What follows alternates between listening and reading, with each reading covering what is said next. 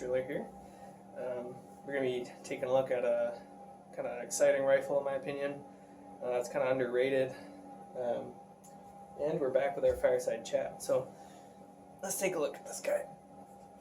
If you're on a budget, you're looking for a compact, reliable, kind of neat little rifle, the Remington 783 is your guy, I think.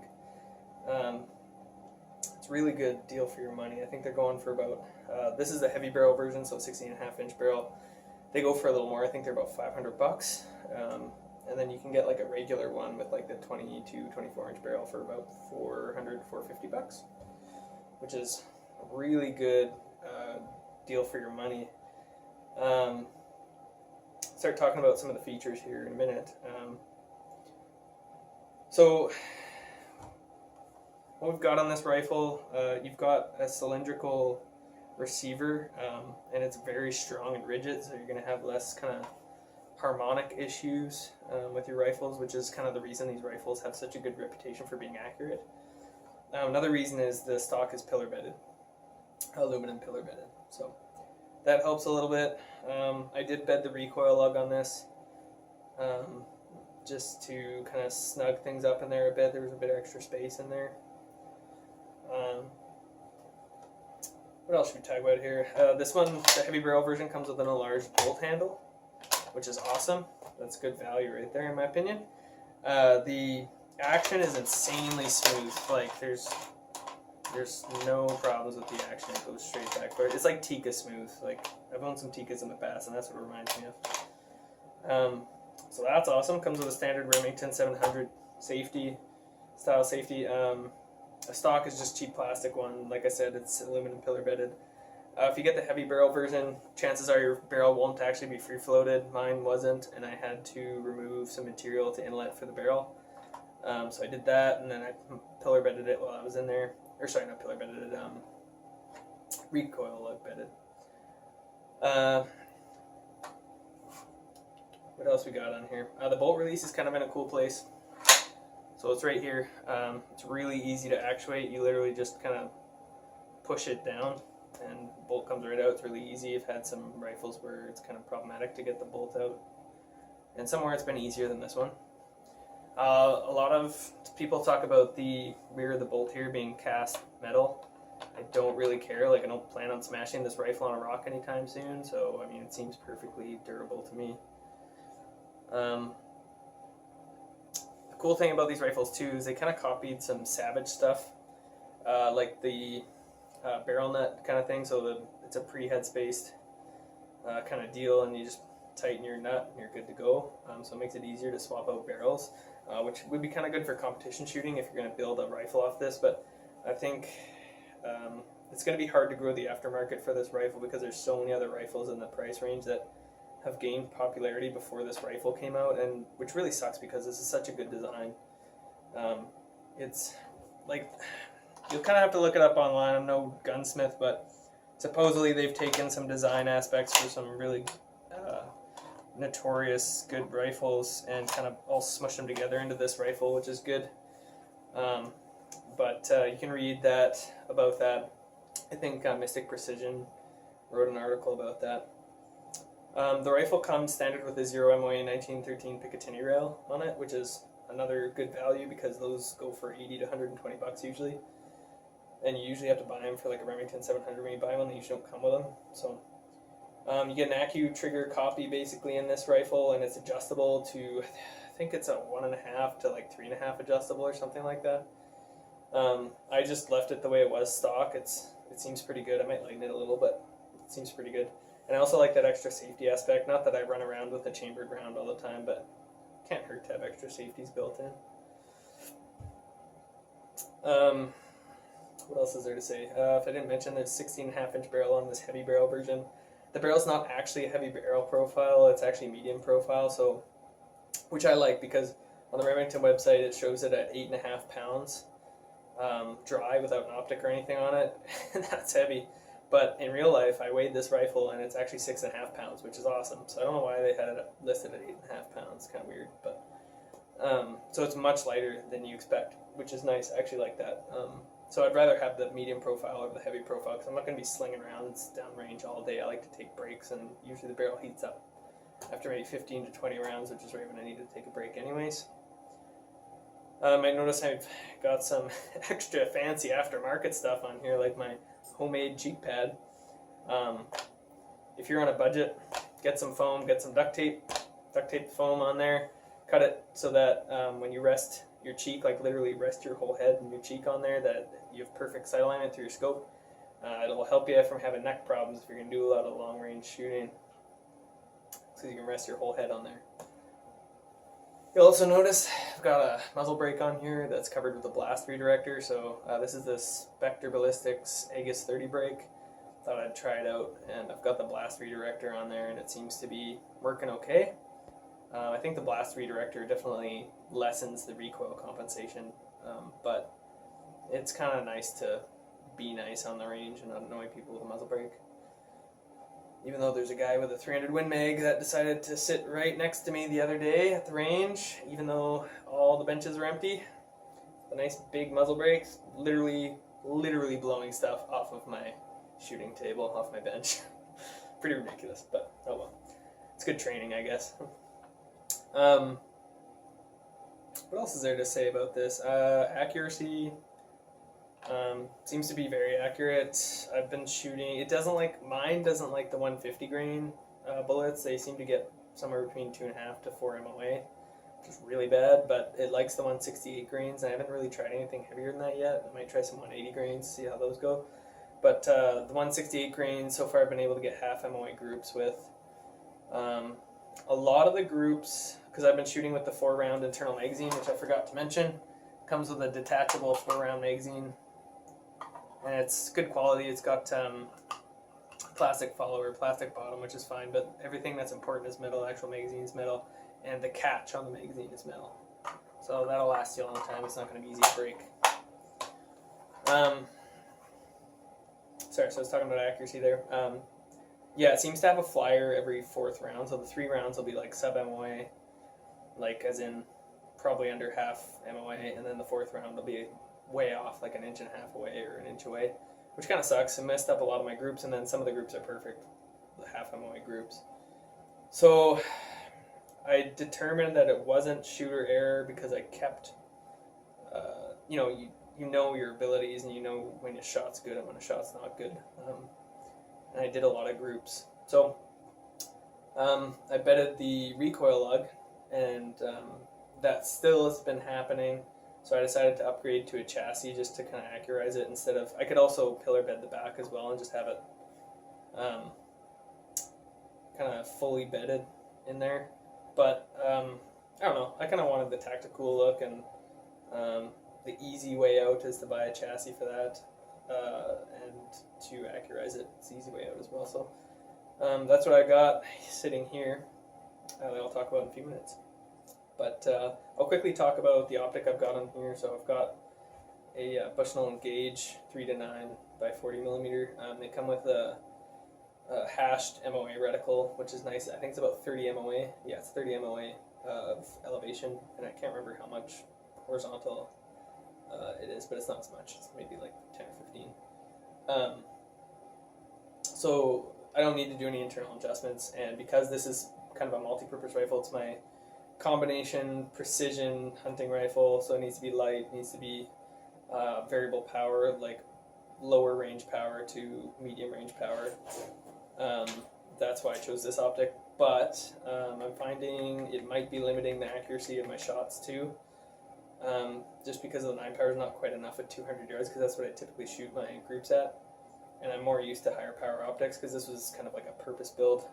So I'm going to be changing this optic out for a little bit more power. This is the 1-inch tube. You can get 30 millimeter tube versions of the Bushnell Gauge line. They have a whole line of scopes. If you're on a budget and you want kind of a hashed MOA reticle with good glass in it and it's reliable and tracks pretty decent, you probably want to go with a Bushnell Gauge. They're a really good bang for your buck. This scope was $200, and I'm deciding to upgrade to the 4 to 12 power. Still 1-inch tube with covered turrets. And that's going to cost me like another $50, I think. So on top of what this costs, so $250. So that's really good value. I need that little extra power just for shooting at distance. I think, especially with my stigmatism in my right eye. But yeah, overall, really awesome scopes, so I recommend those.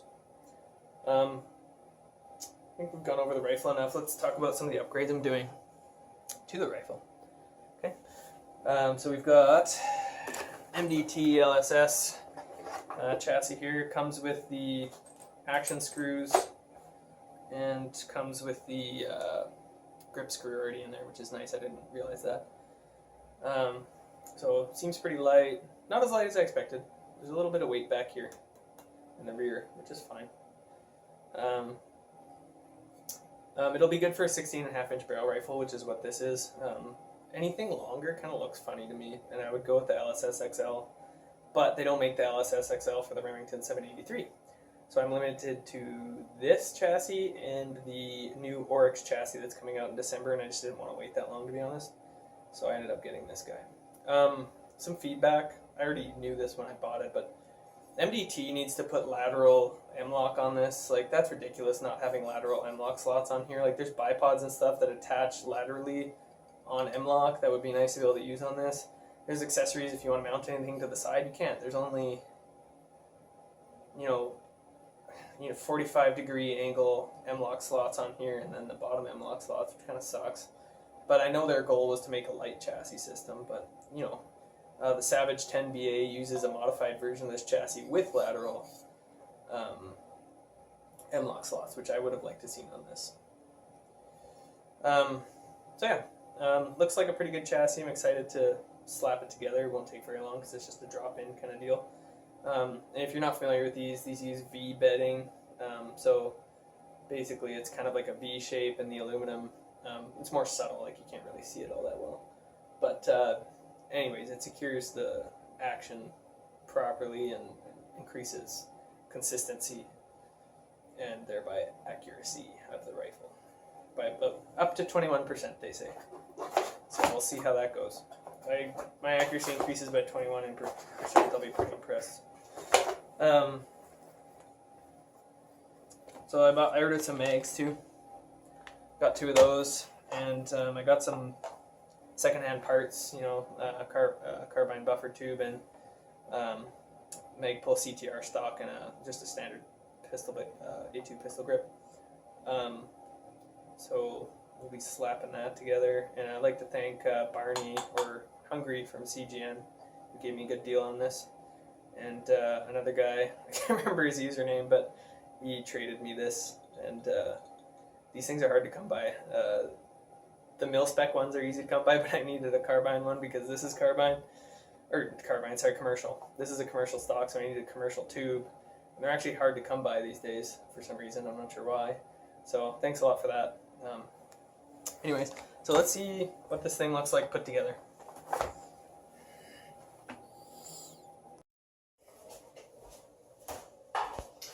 Hey folks, so I've got it in a chassis now. Magpul CTR buttstock, the cheek riser. I gotta get the higher cheek riser.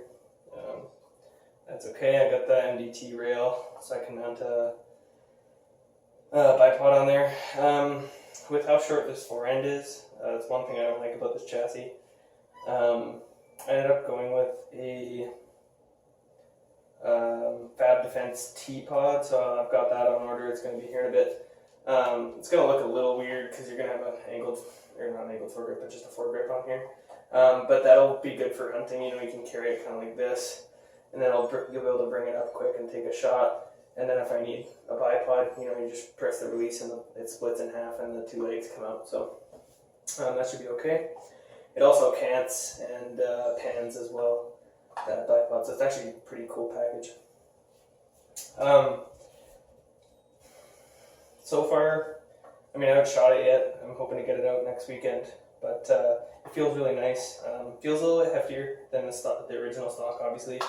The original stock was just plastic. But right now that we have it set up, it's 9.8 pounds. So we're still under 10 pounds, which is awesome. With the bipod, it'll probably be like, 10 1/4, 10.5 pounds.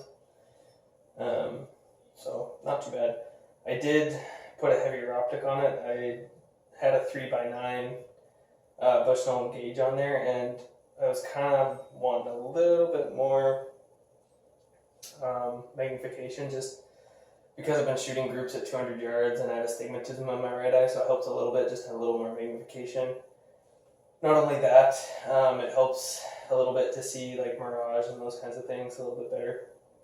So I do have a spotting scope for that as well, but either way, I went with the 4 to 12 power, which is still 1-inch tube, and the reason I went with the 1-inch tube is personally I've never noticed the difference with my eyes, how much more light gathering, especially with modern optics and modern coatings.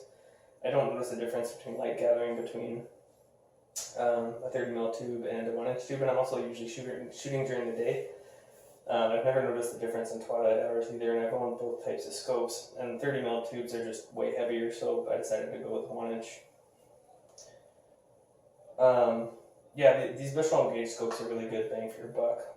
This one was $260, so that's awesome for a 4 to 12 power with a hashed MOA reticle, and it's a really nice thin reticle.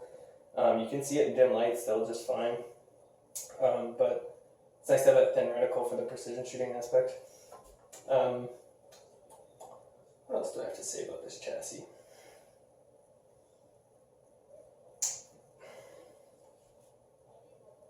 I don't know. It's nice to have the 10 round mags. Mag release is really easy to operate. Bolt still runs smooth and seems to feed down just fine. Yeah. It's nice to have the adjustable length of pole, so if I take new shooters out, we can adjust the length of pole for the scope and for their bodies. So that's pretty cool. It was something I really didn't think about until I started kind of playing around with it. Overall, this is a really small package. It's 16.5-inch barrel with, I don't know, maybe with a 2-inch muzzle brake on it, so we're at 18.5-inch probably. Barrel length with the muzzle brake. So it's a pretty handy little unit. It's a little hefty. Feels a little hefty now, but not so much that I wouldn't take it out hunting. And that was kind of the purpose of this build, was kind of a combination hunting precision shooting build. And I think it kind of fits that role pretty well. And it's nice to be able to compact this stock for storage. Like I can use a 36-inch rifle bag with this, which is awesome. And also, if I strap it to the back of my backpack, instead of having this big, long, gangly thing, I can reduce it by a few inches, and it's already fairly short, so it's almost the length of my backpack if it's full up. So the barrel's not going to be hitting me in the back of the head, which is nice. Yeah. So overall, I'd recommend this chassis. I wish MDT would kind of put the inlet in their other chassis systems. What I mean by that is they have an inlet, obviously, in their CAD drawings for this specific action, and they only produce it in an LSS chassis, and I would really like to see it more. Probably, it'd be nice to see it in the ESS chassis, but also the LSS XL chassis, because this short forend bothers me a little bit. Like I mentioned earlier, I wish it was like just a little bit longer. It would have been nice. Another 2 inches. But other than that, it's fine. I mean, you can shoulder it and shoot it just fine. But personally, I like kind of a forward grip, and if it was 2 more inches, it would be perfect. But there's not. So, oh well. But so far, I've been really impressed with this rifle. I really like the medium contour barrel. The heavy barrel is just a little bit much for me, who's like a person who shoots precision for fun and wants a combination precision hunting rifle. The heavy profile barrel isn't going to make a huge difference in precision shooting unless you're shooting large strings of rounds, which is why competition guys want the heavy profile. But I mean, I'm shooting maybe 15 or 20 rounds before this barrel gets a little toasty, which is just fine for me because I like to take breaks in between anyways and just reanalyze my data and stuff, and just chill out a bit, talk to people, whatever. So works out really well for me. Yeah.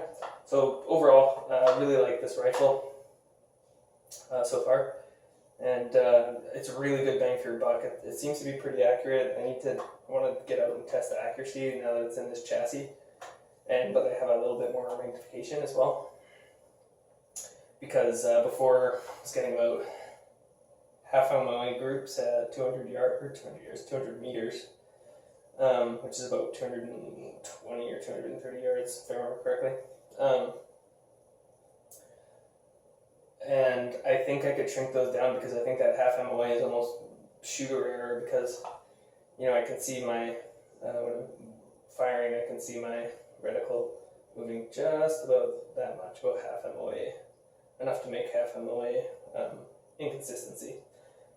And more magnification in the past with precision rifles for me has made it kind of fix that. So I don't want to get too rambly here, but overall this is a good bang for your buck.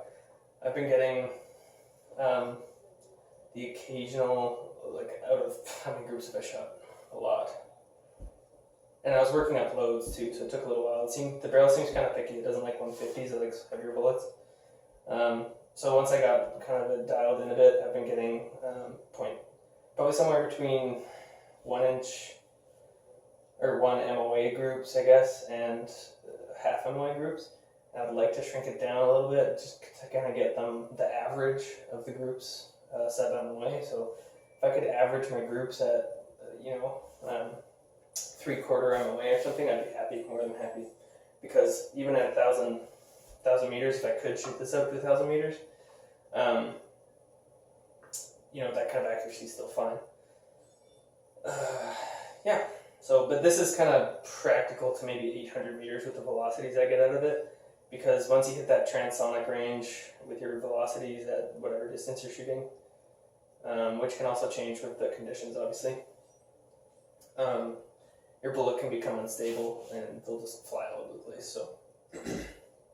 But I have hit steel with this rifle before I put it in the chassis at 800 meters. I'd say semi-consistently, not completely consistently. So I'll work on that. But yeah, anyways, that's the Remington 783, guys. I didn't see much on it on YouTube about it, so I thought I'd do a little rambling about it. Thanks for watching.